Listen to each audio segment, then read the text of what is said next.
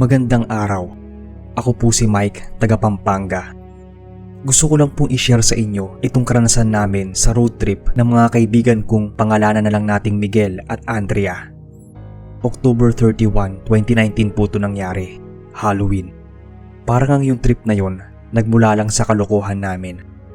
Tanong ko pa nga kay Miguel noon ay kung anong meron doon sa sementeryo na pupuntahan namin. Ang sabi niya, parang trip lang, total Halloween naman.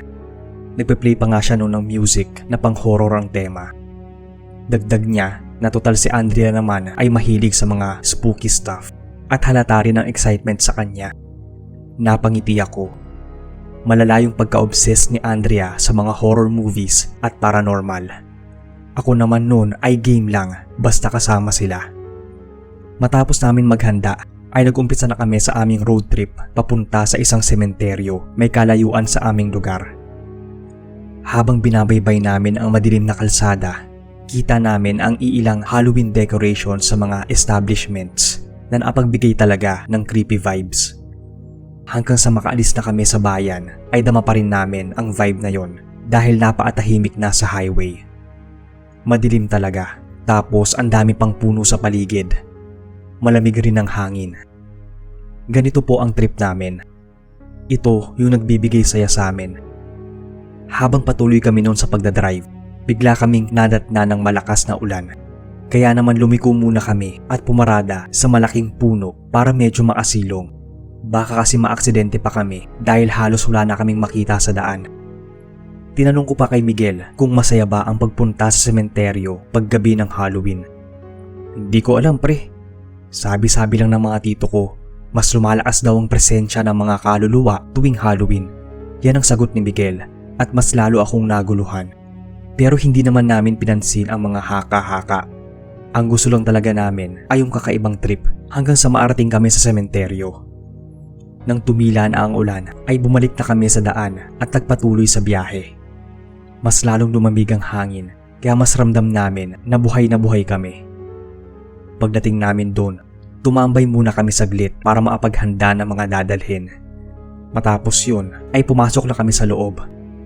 Habang papasok ay nakaramdam ako ng kakaibang lamig ng hangin, yung mas malamig pa kanina. Nanginginig din ako. Hindi ko alam kung dahil ba sa lamig, pagka-excite o takot. Tinanong ko ba sila kung ayos lang ba sila? Kasi mula pa kanina ay tahimik silang dalawa. Tumango naman si Miguel, pero pansin kong parang kabado siya. Sa kanya iniabot sa akin yung bote ng alak mula sa bag niya. Nagpasalamat naman ako at uminom ng konti para maibsan ang lamig ng gabi. Sobrang luma na nung sementeryo, parang papunta na sa abandonado, kaya kakaunti lang yung mga taong naroon. Mga 4 lang yata mula sa iba't ibang puntod, bukod sa aming 3 kakarating pa lang. Tumalikod ako sa kanya at tiningnan ang malalawak na puno sa sementeryo. Pero may isang puntong napagmasdan ko ang napakahaba at madilim na anino na para bang gumagalaw pataas sa puno. Tinanong ko sila kung nakita ba nila yung anino sa puno. Tumigil sa paglalakad si Miguel at mabilis na tumingin sa direksyon na tinutukoy ko. Si Andrea naman, ang sabi ay baka Halloween decoration lang. Pero sino naman kasi ang gagawa nun sa isang lumang sementeryo na kakarampot o halos wala ngang tao? Biglang bumilis ang pagtibok ng puso ko. Parang hindi rin ako makahinga ng maayos. Napansin ko kasing patuloy na umaakyat yung anino sa puno hanggang sa ito'y mag-iba ng anyo na malademonyo at unti-unti naglalakihan ang mga mata. Napasigaw bigla si Miguel at hindi siya maapaniwala sa mga nakikita raw niya. Habang tinitingnan namin ang anino ay bigla na lang itong nawala na parang usok. Ang napansin nila ay yung usok pero hindi yung pagbabagong anyo nito. Nagpatuloy kami sa paglalakad pero nag-iba yung atmosphere sa sementeryo. Si Andrea na mahilig sa mga katatakutan ay biglang natakot at sinabing hindi na niya kaya. Para daw kasing may mga matang nanonood sa amin at sumusunod sa lahat ng mga kilos namin mula sa dilim. Nakaramdam ako ng takot na hindi ko maipaliwanag. Nagsitayuan din yung mga balahibo ko sa katawan.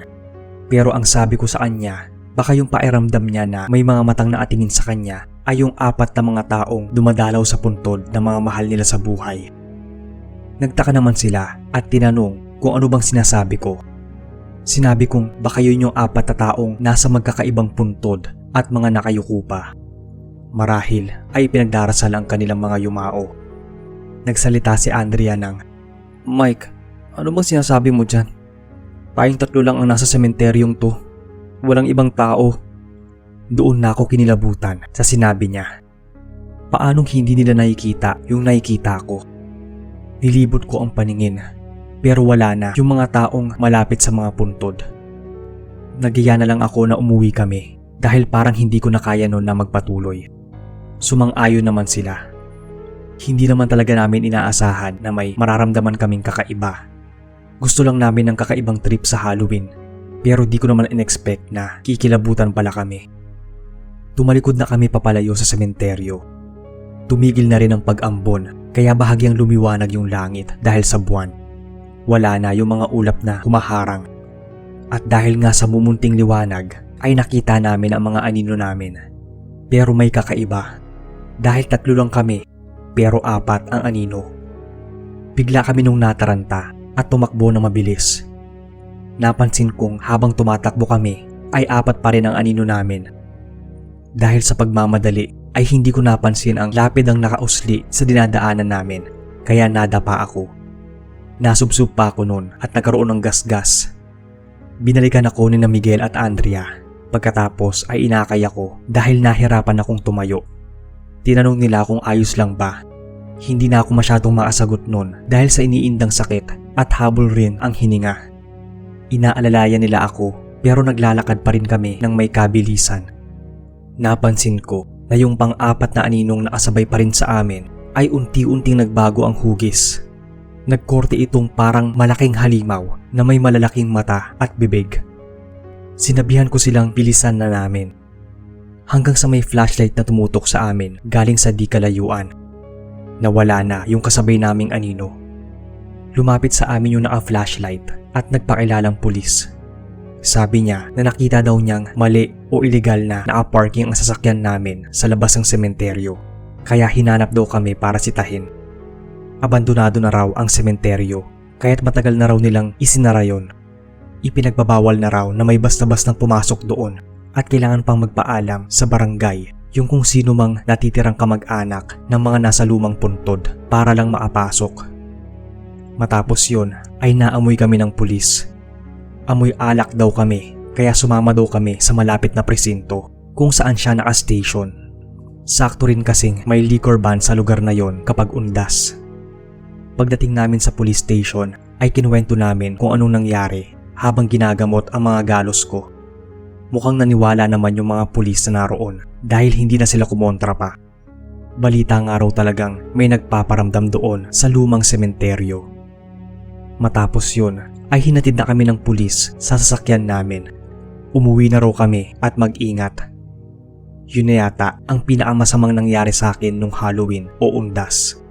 Dahil sa nangyari ay hindi na kami umulit pa na pumunta ng sementeryo kapag gabi, lalo na kung trip-trip lang dahil baka may nagagambala na pala kami. Lesson learned din to sa lahat ng mga nagbabalak na gawing katuwaan ang pagpunta sa dapat ay tahimik na sementeryo.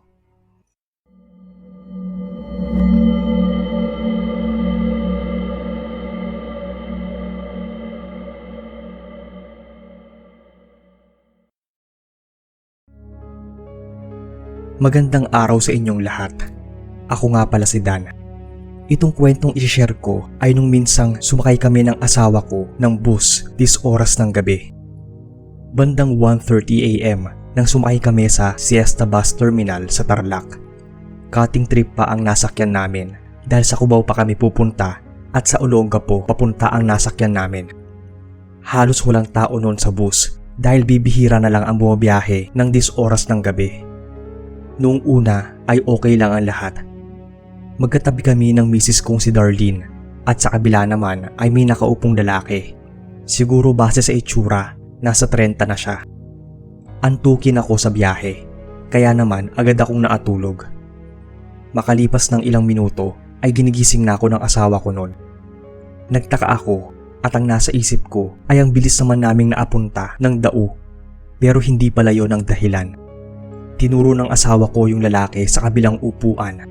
Kanina pa daw kasi siya nito tinitingnan. Tumingin naman ako doon sa lalaki pero umiwas siya ng tingin. Naka-jacket ito na may hoodie at nakapasok ang kamay niya sa bulsa ng jacket na para bang may hinahawakan. Pinakalma ko ang asawa ko at mahina siyang sinabihan na okay lang ang lahat dahil kasama naman niya ako. Muli naman akong nakatulog nun pero naging alerto na dahil baka may gawing masama yung lalaki. Wala pa man sigurong kalahating oras ay ginising ulit ako ni Darlene. Nagsumbong ulit siya na tinititigan siya ng lalaki. Tiningnan ko yung lalaki pero hindi na siya umiwas ng tingin. Naipagtitigan siya ng mata sa mata.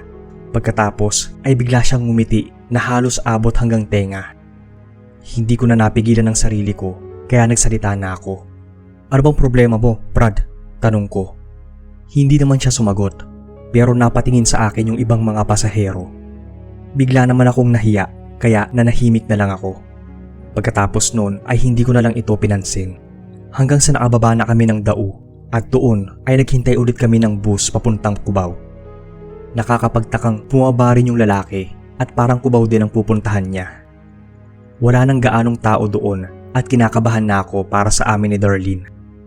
Pumuwesto na lang kami ng asawa ko malapit sa ibang commuters para naman makahingi agad ng tulong kung sakali lang na may mangyaring hindi maganda. Habang nakaupo kami ni Darlene ay kapansin-pansin na palakad-lakad lang sa harapan namin yung lalaki. Pagkatapos ay uupo sa may bakanting upuan. Matapos yon ay tatayo ulit at maglalakad-lakad na para bang hindi siya mapakali. Gusto ko nga siyang sitahin nun pero nakakahiya sa mga natutulog kaya pilit ko na lang pinakalma ang sarili. Ano kayang problema nito? Bulong ko kay Darlene. Oo nga kanina pa sa bus yan. Pero wag mo na lang pansinin, mahal. Baka nagpapapansin lang. Sagot naman ito. Ilang minuto din ang lumipas. Binabantayan ko lang ang kilos ng lalaki habang nagpipigil ng galit dahil palagi siyang nakatingin kay Darlene na para bang hinuhubaran niya ang asawa ko. Hanggang nga sa dumating na ang bus papuntang Cubao. Medyo maluwag din ito kagaya ng bus kanina. Sumakay na kami ni Darlene at sa bandang gitna na kami umupo para malapit sa ibang pasahero. Pero mukhang hindi sumang-ayon sa amin ang kapalaran dahil umupo naman sa kabilang upuan namin yung lalaki at naangiti pa nga rin siya ng mapanukso. Hindi na ako natulog pa sa biyahe kahit na malayo-layo pa ang pupuntahan namin. Mas pinili kong bantayan ang kilos ng lalaki dahil baka may gawin talaga siyang hindi maganda. Ito na nga siguro ang pinakamahabang gabi ng buhay ko. Dahil hindi ako mapakali kakabantay ng kilos niya. Muli akong napatingin sa lalaki.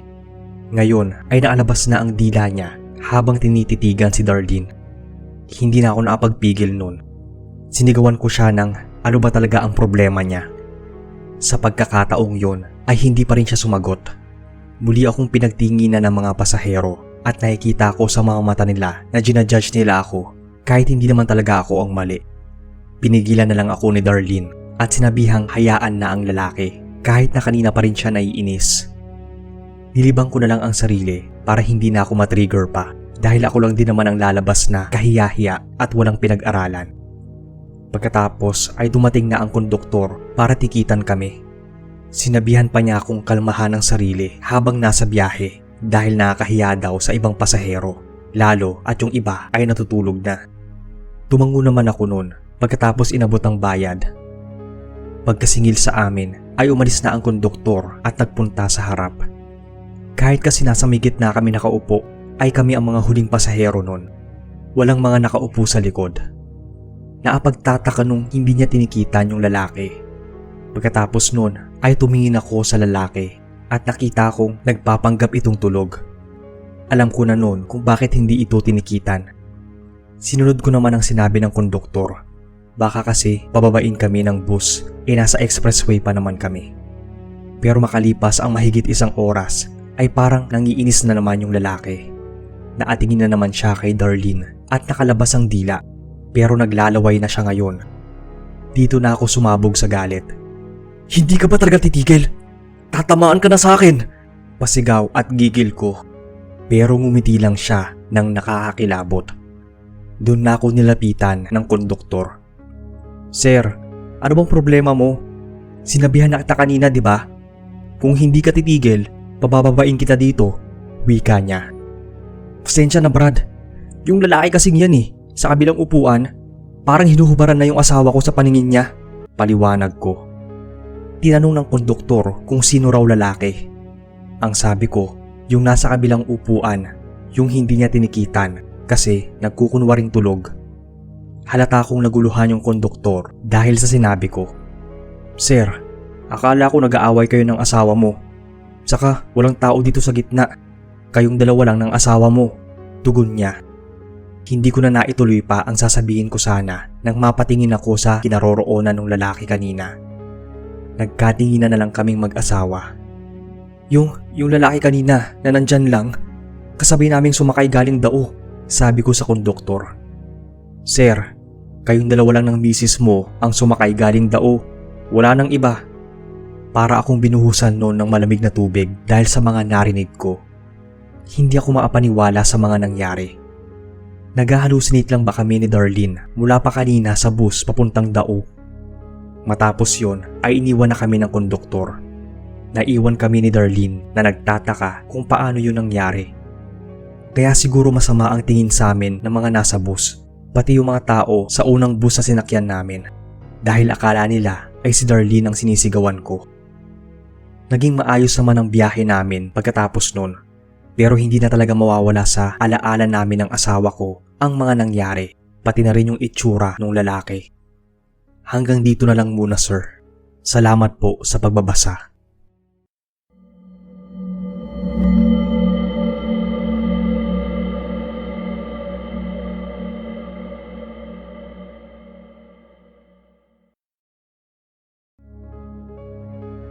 Ako si Johnny, 22 years old mula sa Caloocan.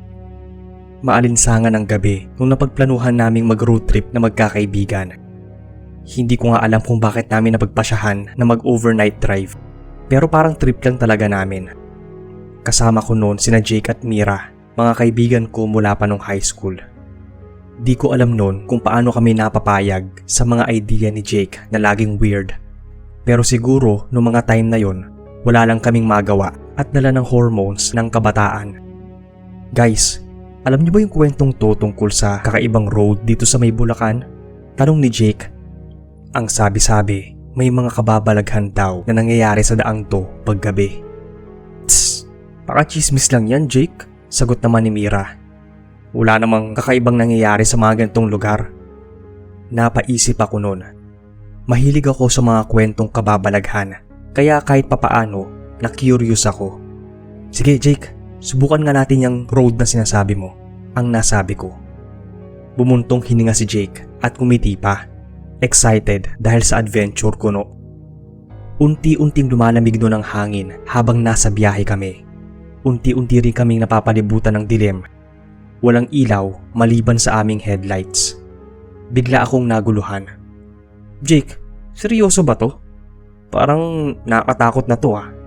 Ngumiti naman siya at sinabing, relax lang par, walang-wala to sa akin. Nagsalita naman noon si Mira. Hala, Jake, totoo ba to?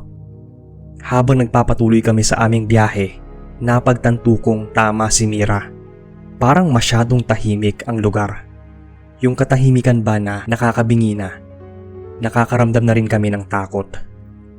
Napatingin ako sa side mirror nang makarinig kami ng malakas na tunog. Napansin kong nawala yung mga ngiti namin nang makita namin ang isang babaeng nakaputi na dinaanan namin. Kitang-kita namin ang itsura nito. Puti yung damit niya na namumula dahil sa dugo. Napamura na noon si Jake. Mukhang tama nga ang mga kwento. Iniwas ko yung paningin ko mula sa babae at tinutok ang cellphone ko para kunan ng video. Kalaunan, nalaman kong masama pala ang naging desisyon ko. Nag-shutdown yung cellphone ko at biglang nag-blackout ang aming sasakyan. Inumpisahan nang i-check ni Jake yung sasakyan. Pagtingin ko muli sa side mirror ay wala na yung babae. Parang bulang naglaho.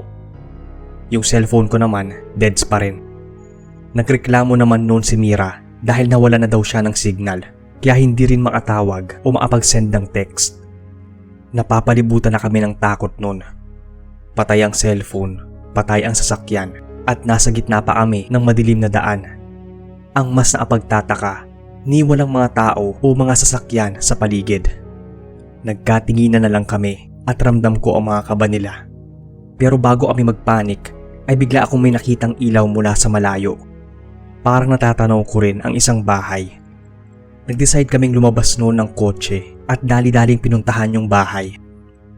Pagdating namin doon, may mag-asawa at nakapagtatakang nasa labas sila ng bahay kahit malalim naman ang gabi. Yung bahay na yon ay nasa may gilid ng daan at damuhan.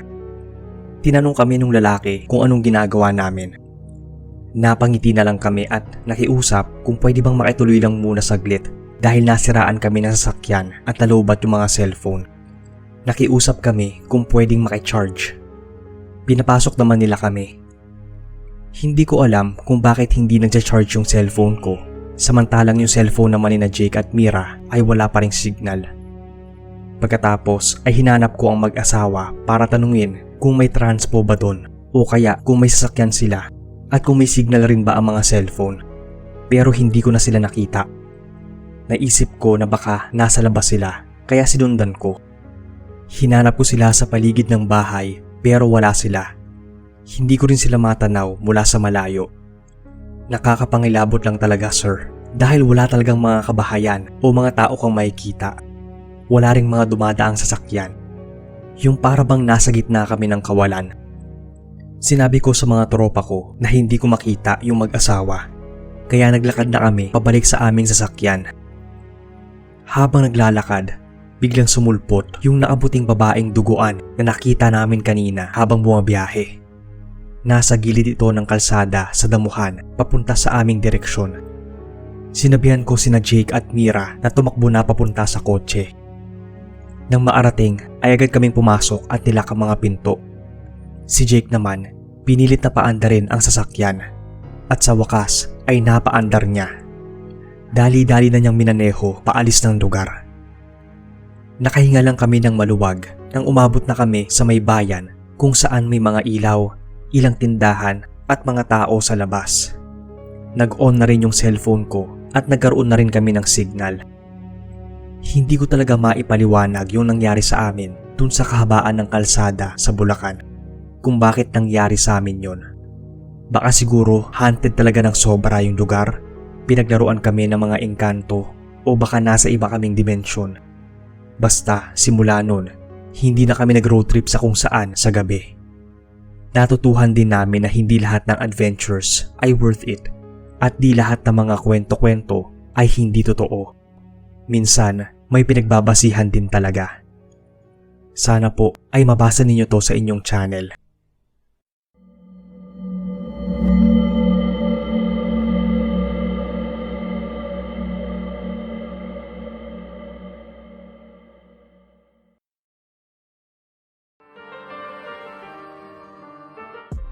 Inumpisahan nang i-check ni Jake yung sasakyan.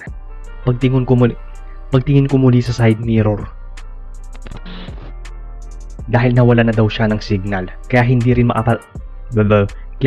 makatawag o makapag-send ng text. Bukod sa aming tatlong kakarating pa lang, tumalikod ako sa kanya. Nagtaka ako at ang nasa isip ko ay ang bilis naman naming naapunta